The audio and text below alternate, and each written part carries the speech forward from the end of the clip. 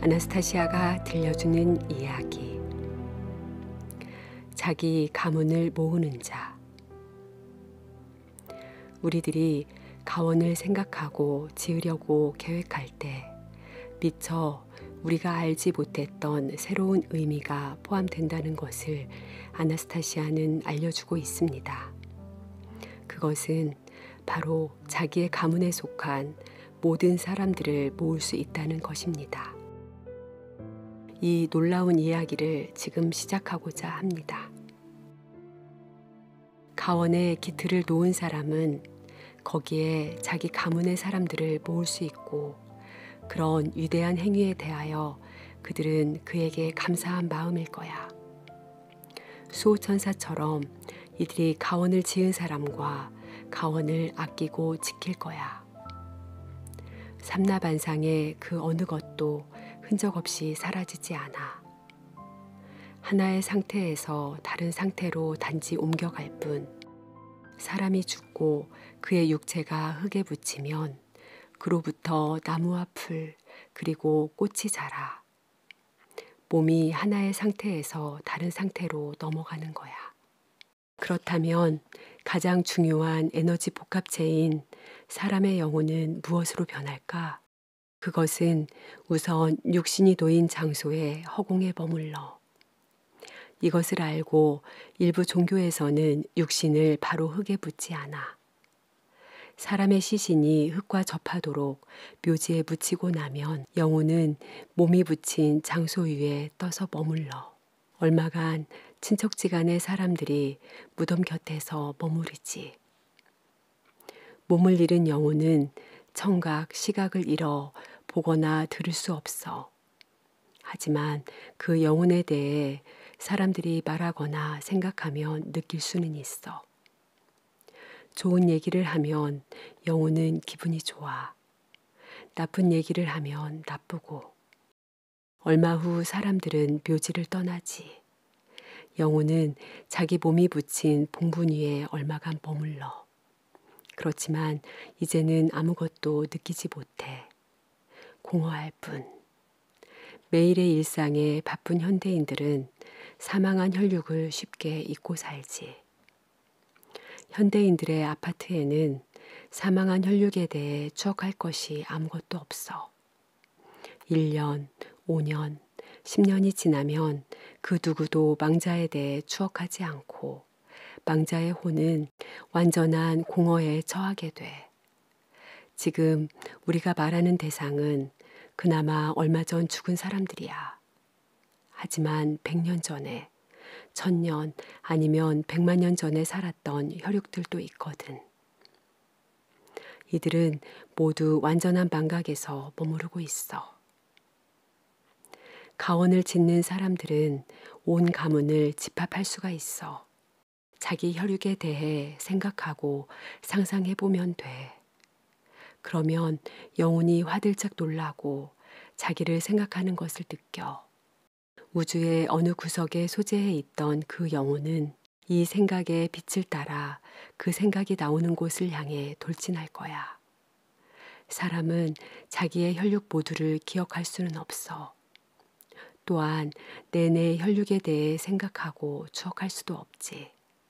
하지만 사람이 조그만 숲을 가꾸어 나무를 심을 수는 있어. 가능하면 장수하는 가문의 나무를 여러 심으면 좋지. 참나무, 잣나무도 그런 나무에 속해.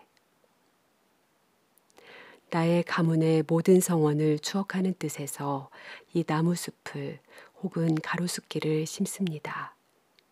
내가 짓는 가원에 나의 가문의 모든 성원이 모이시기를 바랍니다.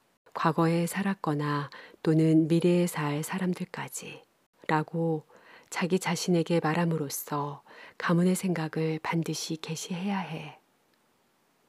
각각의 나무를 심을 때마다 비교적 최근에 사망한 혈육 중 한 분의 이름을 떠올리고 한 분 한 분을 상상하고 따뜻한 말로 그분들을 추억해야 해. 사람은 자신의 혈육을 매 분, 매 시간 추억할 수 없지만 그러한 정보를 얻은 나무들은 자기 안에 그 정보를 매 순간 보존할 거야. 당신 혈육의 영혼들은 이것을 느낄 수 있어. 그리하여 당신 가원의 나무에서, 풀에서, 꽃에서 살 거야. 나무에서 나오는 빗살은 사람한테서 나오는 것보다 훨씬 미약해. 대신 더 지속적이지. 혼들이 이것을 느끼고 당신이 추억했던 가장 가까운 혈육들이 우선 이곳을 찾을 것이고, 이어서 다른 사람들도 점차 이곳을 찾아올 거야. 9년이 지나면 사람이 심은 나무들이 작은 숲을 이룰 것이고, 그 나무들은 특별한 나무가 될 거야. 이 나무들은 강력하고도 복된 에너지를 품게 될 거야. 가문을 모으는 자와 그의 가장 가까운 혈육 이외에는 그 누구도 그 복된 에너지를 느낄 수는 없어. 상상해봐, 블라지미르. 사람이 하는 일이 얼마나 선하고 특별한 일인가. 그 사람은 마치 조물주와도 같이 여러 시간으로 흩어진 가문을 다시 모으는 거야. 아나스타시아, 당신이 말한 적 있어. 영혼은 에너지 복합체라고. 그중 어떤 것은 사람이 사망한 후 입자들로 와해되어 여러 다양한 벌레, 식물, 동물들에게 에너지를 준다고. 그래, 말한 적 있어, 블라지미르. 그건 지구에 사는 동안 에너지 복합체인 사람의 영혼이 주위 환경과 부조화 속에 처해 있을 때 일어나는 일이야. 부조화의 정도가 지구 존재에 위험할 정도이면 그래. 부조화가 임계점을 넘지 않아야 망자의 영혼이 복합체를 온전히 유지할 수 있어. 조화로운 영혼일수록 우선적으로 지상의 몸으로 다시 태어날 수 있어. 유감스럽게도 그 숫자는 우주 공간에 점점 더 줄어들고 있고, 프로그램은 지금 악에서 더 나은 것을 선택하고 있어. 만약에 나의 가문에서 모든 영혼이 입자들로 와해되었다면, 그럼 내가 심은 가문의 작은 숲을 찾아올 영혼이 하나도 없겠네. 블라지미르, 당신이 존재하는 이상 당신의 가문의 사슬은 끊어지지 않았어. 가원에 사람이 묻히면 무슨 일이 일어나지? 사람이 스스로 가꾼 가원에 붙이면 그의 영혼은 우주의 암흑으로 떨어져 나가지 않고 가원에 남게 돼. 그곳에 나무를 심고 땅과 소통했으니까. 아무것도 보지 못하고 듣지도 못하지만 느낄 수는 있는 영혼은 자기에게 식물들이 주는 온기를 느낄 수 있어. 그리고 또한 사람들, 가원에 사는 이 사람의 후손들이 그가 지은 것들과 접촉하며 더 자주 그를 추억할 거야. 아나스타시아, 이런 일이 있었어. 내가 아는 사람들이 사는 가원에 노쇠한 엄마가 온 거야. 연세가 80을 넘었지. 며칠 머물 생각으로 온 거야. 자기 딸의 가원을 구경하러 온 거지. 가원이 도대체 뭔데 하고 남편하고 생각했대. 그런데 나중에 아주 남아서 살고 싶다고 했대. 그렇게 남게 되었고, 엄마는 긴 의자에 한참씩 앉아있곤 했고 가끔 가원의 숲을 걸었다네. 그러던 어느 날 자기 딸과 사위한테 이렇게 말했대. 내가 죽으면 나를 공동묘지에 버리지 말고 이곳에 묻어줘. 그리고는 자기가 고른 장소를 보여줬대.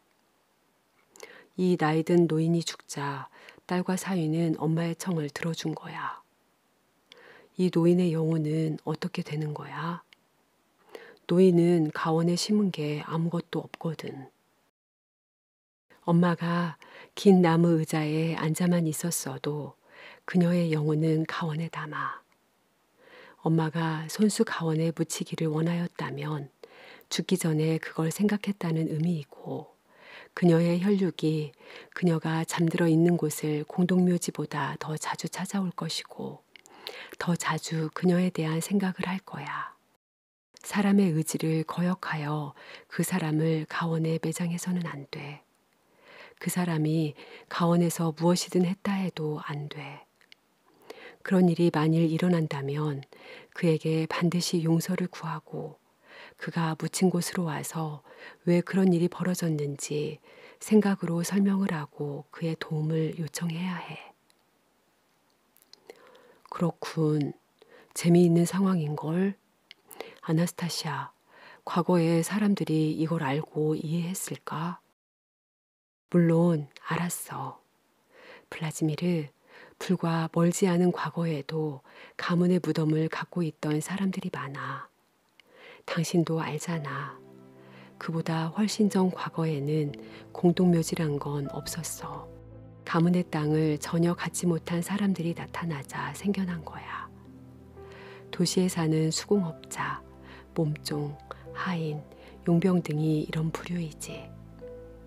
이들이 죽으면 매장할 필요가 생겼고 그래서 그 시신들을 실어다 병든 짐승을 붓던 쓰레기 구덩이에 일가 친척 없이 던져버렸던 거야. 또는 함께 붓는 구덩이에 매장을 하던가. 더 나중의 시기에 도시가 더 커지고 부자 외 다양한 부류의 가족이 살게 되면서 그때 공동묘지가 생기기 시작했어. 부유한 사람들은 크지 않은 땅을 사서 거기에 죽은 혈육들을 매장했지. 그 주변에 다른 사람들도 비슷하게 행위를 하였고 후에 공동묘지는 구분이 되기 시작했지. 요새 말로 이야기하자면 고급이니 중급이니 아니면 하인들을 위한 하급이니 하는.